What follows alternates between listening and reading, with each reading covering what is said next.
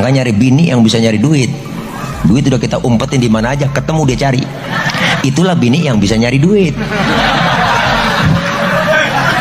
Duit apaan bang ini diselipin? Duit sial.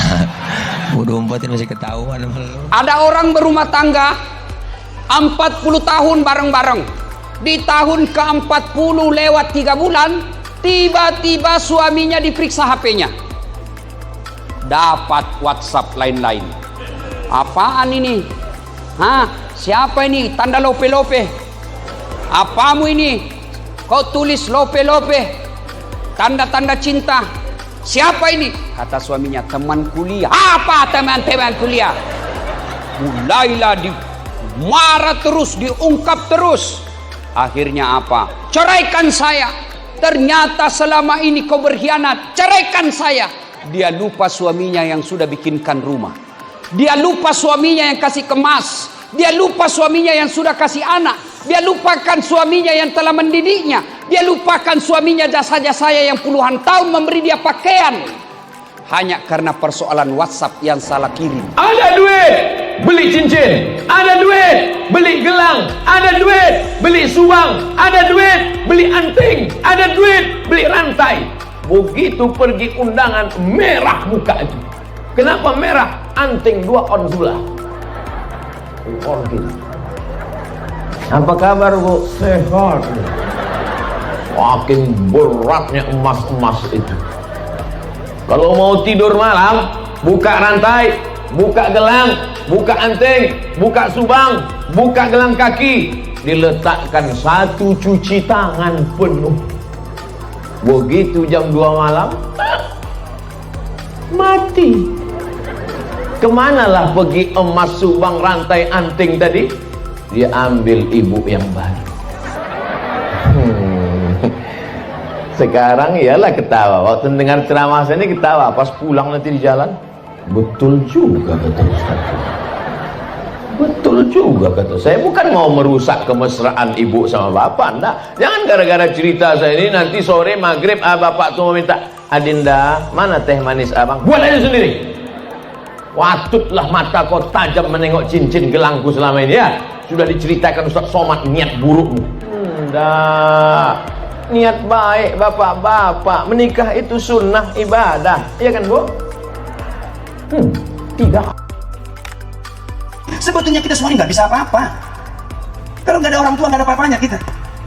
Sehebat-hebatnya kita keluarnya dari mana? Dari rahim peram emak yang luar biasa, bukan anak yang luar biasa, ibu. Benar? Anak jangan bangga ibu punya anak pinter, kuliah S1, S2, empat-empatnya kuliahnya S3. Kebanyakan S beku ibu. Lihat di periksa.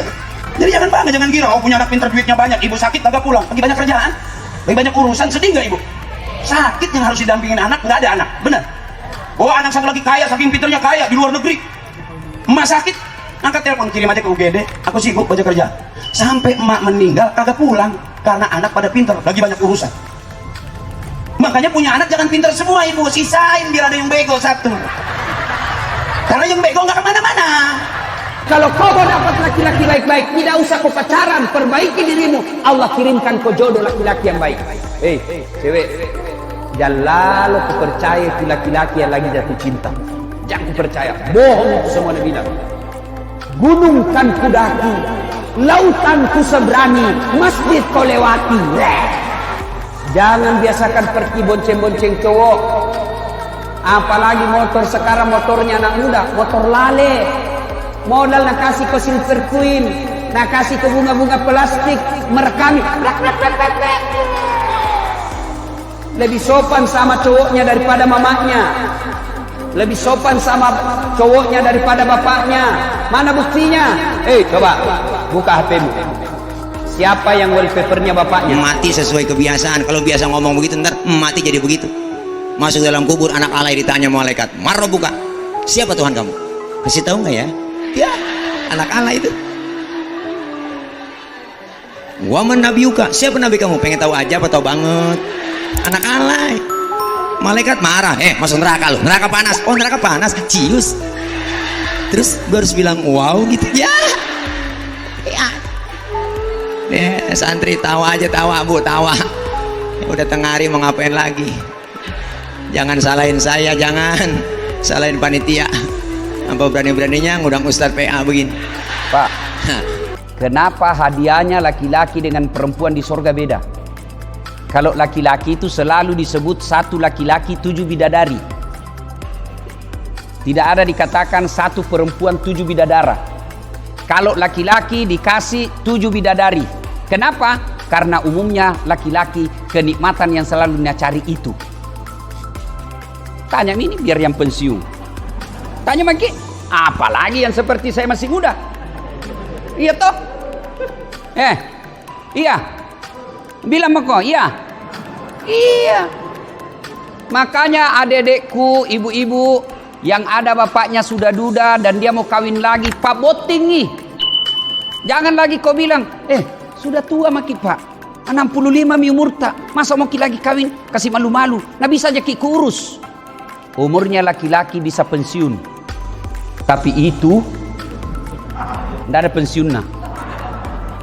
Bahkan ada orang Pak make teking, pakai tongkat. Sekalinya sudah dikasih menikah Pak, langsung sudah buka tongkatnya. Nah, lalu kalau perempuan hadiahnya dalam sorga selalu disebut perhiasan. Kalau laki-laki bidadari, kalau perempuan sorga selalu disebut perhiasan. Kenapa? Karena yang paling suka perempuan perhiasan. Maka kalau istri tak di rumah suka ngomel, berarti kurangi perhiasannya. Ya kok kalah serius kayak ini. Sarmi perhiasan. Oh, langsung jadi. Sudah dibelikan perhiasan langsung bilang, Pak, jangki makan di luar nah. Hari ini semasa spesial. Sekali ini ketahuan cincin KW2 na belikan ni. Na bilang tak jadi kok masakan cilaka palsu na sareang ha. Anehnya manusia ini, pagi-pagi pulang petang peras keringat, banting tulang, tunggang langgang, lintang pukang, mencari makan. Bapak kemana? Cari makan. Ibu kemana? Cari makan. Begitu makanan sudah ada, tak bisa makan. Kepiting ada, udang ada, kambing ada. Bapak tak makan kambing, kolesterol. Tak makan kepiting, berkunang-kunang. Tak minum teh manis, diabetes meletus. Ibu masih bisa minum teh manis? Teruskan. Bapak masih bisa makan udang? Pantai. Bapak ibu masih bisa makan durian? Buang. Kulitnya jangan dikunyah. Kulu, makanlah. Washrabu, minumlah. Wala tusrifu, jangan berlebih-lebih. Kadang-kadang sekarang kita aneh, masak nyanyi, goreng tempe nyanyi, gue dagang laki nyanyi mulu. Laki nggak pulang-pulang, goreng tempe pagi-pagi udah kesel aja nyanyi. Perasaan ku berbakti untukmu, makan pagi ku siapkan semua. Mati atau hilang perasaanmu, apa memang pindah ke lain hati? Jadi aku harus, masa si aku, atau memang kau tunggu jatuh ke tanah? Kau anggap diriku bagai ranting yang kering. Kau diam dan acuh dan tak pernah kau sentuh.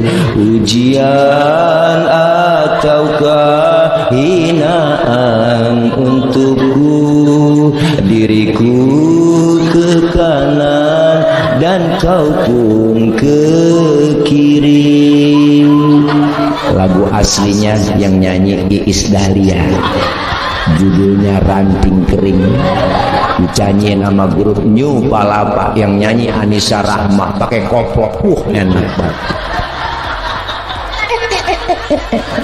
Lakinya dengar begitu kagak nyanyi, jadi masak habis tendangin kompor melakinya.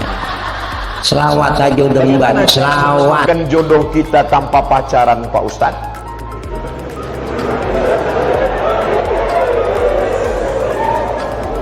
Ustadz Habib Kiai datang. Mereka punya banyak stok. Assalamualaikum Pak Ustadz. Ya, Ustadz punya pesantren kan? Punya. Ustadz dekan Fakultas Syariah ada mahasiswi kan? Iya. Tolong carikan saya yang ada 4-4-nya Pak Ustadz. Kaya, cantik, bangsawan, dan berakhlakul karimah. Insya Allah mereka carikan. Ini ada orangnya rajin, tapi pesek. Ini ada orangnya mancung, tapi nggak solehah. Nggak mau juga. Ini yang ada. Ini cantik, bangsawan, keturunan orang baik, solehah, jilbabnya panjang. Yang ini juga, tapi baru meninggal.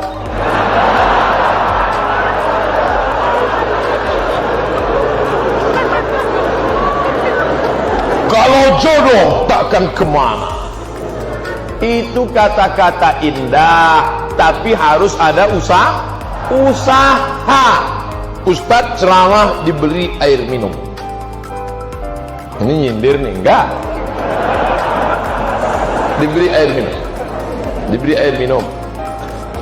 Lalu kemudian, apakah air minum itu memang sudah ditakdirkan untuk Ustadz? Iya. Coba kalau dia tidak mau berusaha menggerakkan gelas ke mulutnya, dia cuma melihat aja senyum. Masuk air itu ke mulutnya? Tidak, harus ada usaha. Anak-anak muda usaha. Enggak perlulah saya ajari anak muda. Tanya bapak-bapak. Bapak ini malah udah ada yang dapat 2 dan 3.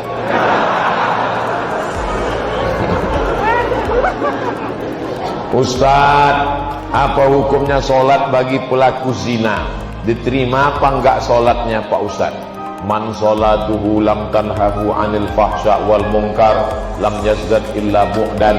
Siapa yang sholatnya tidak mencegah dirinya dari perbuatan keji dan mungkar, maka dia semakin jauh dari Allah. Inna sholata tanha anil fahsya wal munkar. Apakah dengan dosa itu dia menjadi kafir Pak Ustadz? Dia tidak kafir kalau tidak ingkar. Kalau dia katakan tidak ada itu Tuhan, tidak ada itu surga, tidak ada itu neraka, tidak ada akhirat, baru dia kafir. Tapi kalau dia sekedar buat dosa, maka dia fasik. Wallahu la yahdil qaumal fasiqin. Allah tidak berikan hidayah kepada orang yang fasik. Mudah-mudahan kita diselamatkan dari fasik. Terima kasih Ustadz. Semoga Ustadz selalu dalam lindungan Allah SWT. Amin. Kenapa Ustadz selalu bacakan doa di belakang? Biar supaya jamaah mengaminkan. Amin, amin. Jamaah, oh kalau gitu Ustadz aja yang enak. Ustadz yang dapat, kami yang mengaminkan pun dapat juga. Apa kata malaikat? Walaka misluh. Kau tadi sudah mengaminkan, engkau dapat yang sama seperti yang kau aminkan. Makanya ibu kalau bapak berdoa, ibu aminkan, tapi ibu tanya dulu doanya apa. Nanti amin, amin. Tanya, Mas doanya apa? Bagaimana jika ada pertanyaan masalah agama, tapi kita tidak memiliki ilmu? Apakah kita boleh berpendapat atau bagaimana Pak Ustadz? Saya menjawab yang saya pernah baca, yang saya pernah dengar, yang saya pernah belajar, yang saya pernah tahu. Kalau saya nggak tahu, kertasnya saya bawa pulang. Itu kami tonton di YouTube. Ustadz nggak pernah bilang nggak tahu. Kenapa semuanya Ustadz jawab? Yang nggak saya jawab dipotong videonya. Yang diupload yang saya jawab saja. Kalau saya nggak tahu, jangan dijawab. Inna sama, telingamu, wal basar, matamu, wal fuad, hati, pikiran, lidahmu, semua akan ditanya. La taqfu ma laisa laka bihi ilmun. Kalau nggak tahu, jangan bicara, jangan ngomong. Walaupun titel kita MSI, Master Segala Ilmu. Terima kasih Ustadz. Panjang umur, sehat selalu. Amin. Nah, kan?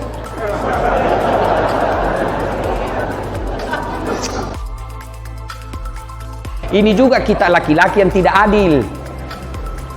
Bikin salah tapi tidak mau ketahuan. Cerita mati itu. Biar kau rahasiakan, namanya aib suatu saat pasti ketahuan.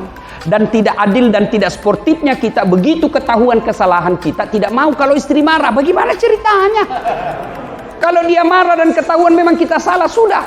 Innalillahi wa inna ilaihi raji'un. Sabar sayangku, segalanya datang dari Allah. Segalanya akan kembali kepada Allah.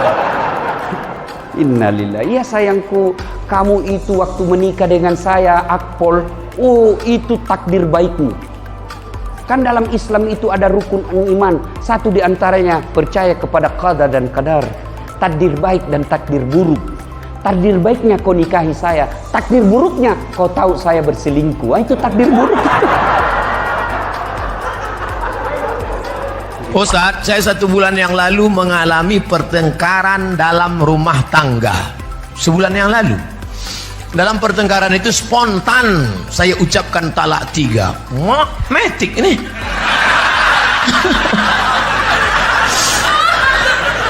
Orang biasa pakai gigi 1 dulu. Gigi 1, gigi 2. Dia tidak langsung. 3 langsung. Apakah kami bisa rujuk lagi apa tidak?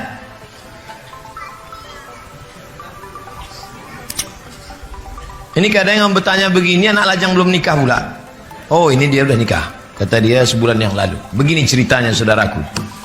Tolak itu 1 dulu. Setelah tolak 1, maka ada iddah 3 bulan. Iddah 3 bulan. Kalau dalam masa iddah 3 bulan itu kau balik, namanya rujuk. Cara rujuknya Pak Ustadz, kau ketuk pintu kamarnya, kau katakan, I back to you my dear. Rujuk itu dah.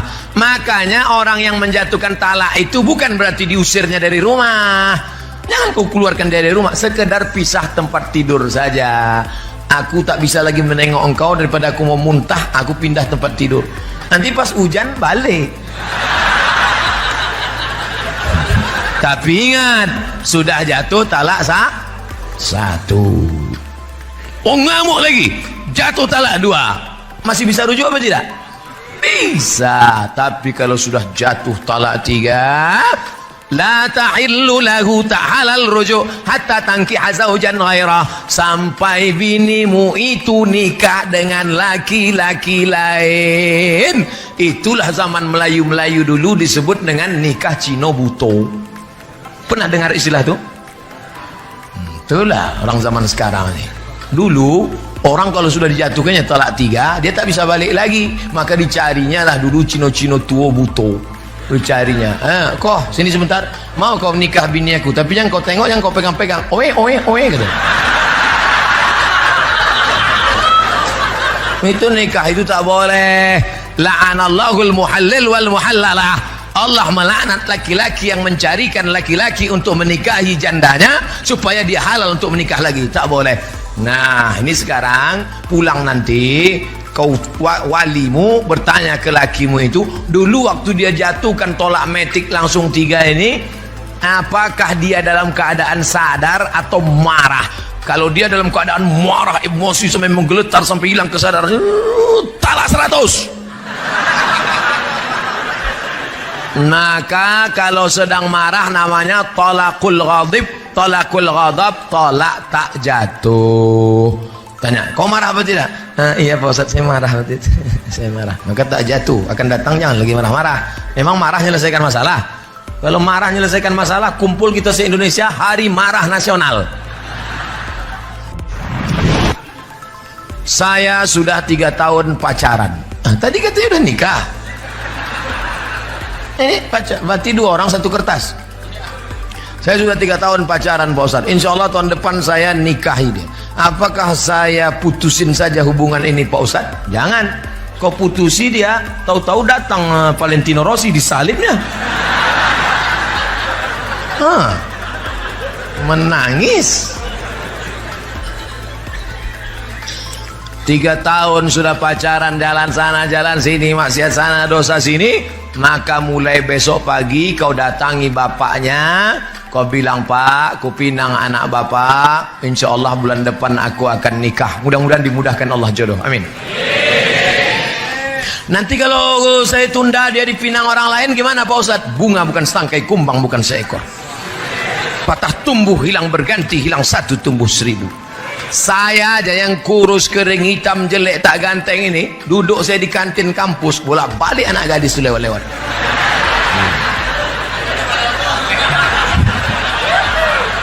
Lewat aja. Kalian kalau mau tahu tengok komen-komen di FB, di YouTube tuh. Apa kata mereka? Ustadz jadikan yang kedua ya. Saya pinjam uang di bank. Uang itu untuk saya bangun rumah sewa. Jadi hasil rumah sewa itulah untuk bayar tiap bulannya ke bank. Apakah itu haram? Haram, riba. Duit dengan duit, riba. Duit dengan barang, tidak. Pak Kapolsek, itu ku tengok mantap motor bapak. Aku mau beli pak. Berapa bapak jual? Itu motor gede, mahal tuh Pak Ustadz. Berapa? 100 juta. Aku beli, aku cicil. Boleh tak saya cicil itu setahun? Boleh, karena akadnya uang dengan barang. Pak Haji, itu rumah Pak Haji yang di Batam mantap di tepi laut. Jangan beli Pak Ustadz, kena tsunami. Tak apa-apa, sementara tsunami aja aku pakai. Berapa harganya? Saya jual sama Ustadz 300 juta. Aku cicil setahun pak, boleh. Boleh apa tak boleh saya cicil kredit? Karena akadnya uang dengan Tapi kalau uang dengan uang, pinjam 100 juta bayar 120, pinjam 10 juta bayar 12, riba. Hasilnya juga riba. Udah sempat terbeli, udah jadi Pak Ustadz. Astagfirullah Rabbal. Udah jadi barang tuh apa lagi? Apa hukum pakai cat rambut di salon bagi wanita? Dia ngecat rambut ini untuk siapa? Untuk suaminya apa untuk suami orang? Karena banyak perempuan sekarang bersoleh bukan untuk suaminya. Kalau depan suaminya macam genderuwo. Begitu dia mau pergi undangan di depan suami orang, sampai bibir tuh begini aja dulu. Oleh sebab itu kalau dia itu untuk suaminya sendiri, ditutupnya, dicatnya untuk dirinya sendiri, tidak merubah ciptaan Allah. Yang tidak boleh itu merubah wal mughayyirat, merubah. Adapun yang tidak merubah yang tidak layak menjadi layak boleh. Merubah yang tidak normal menjadi normal boleh. Pak Ustaz, gigi saya ini tak normal. Kalau saya senyum takut banget. Boleh saya normalkan, boleh. Tapi yang sudah normal menjadi abnormal, wajahnya udah normal karena ingin cantik, dibuat biru, merah, hijau, kena hujan gerimis cantik. Maka merubah yang sudah normal menjadi abnormal tak boleh. Tapi sebaiknya rambut itu tidak usahlah dicat. Mencat rambut boleh, tapi sebaiknya jangan dicat, karena Nabi mengatakan dalam hadis riwayat Abu Daud, uban itu akan menjadi cahaya pada hari kiamat. Jangankan dicelup, dicabut pun jangan. Kenapa uban bisa jadi cahaya? Apa hubungan uban dengan cahaya? Saya baca kitab syarah. Apa hubungan uban dengan cahaya? Ketika orang melihat uban, ingatlah dia tua, ingatlah dia mati, maka bertambahlah amalnya, makin khusyuklah sholat. Itu ditengok uban. Allah, aku minta amal lagi mati. Biarkan aja apa adanya. Tapi kalau lotang-loteng, saya kalau begini Pak Ustaz, suami saya ini melirik ke orang lain, memang tadi udah berbawanya katal tidak. Boleh saja, kalau cerita boleh, boleh. Tapi kalau cerita awal, maka biarkan begitu saja. Anda